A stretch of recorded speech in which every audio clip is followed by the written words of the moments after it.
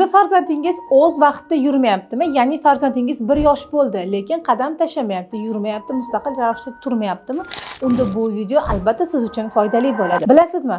1 yoshgacha bo'lgan bolalarni bir marta bo'lsa ham ortoped ko'rigiga olib bormagan bo'lsangiz, albatta olib borish kerak. O'zi ortoped ko'rigi 3 oyda, 6 oyda, 1 yoshda bo'ladi. Nima uchun men sizga hozir ortoped ko'rigi deyapman? Yaxshilab e'tiborli bo'ling.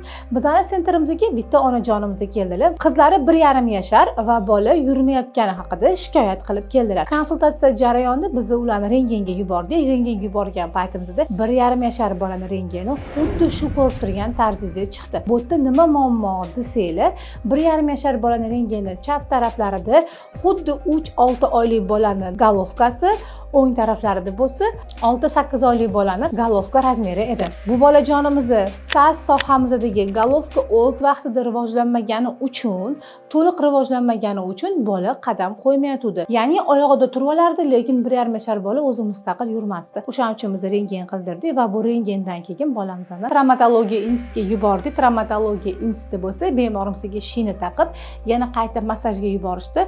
Bola oyog'ini umuman qo'yishi mumkin emas. 6 etapli massaj buyurishdi.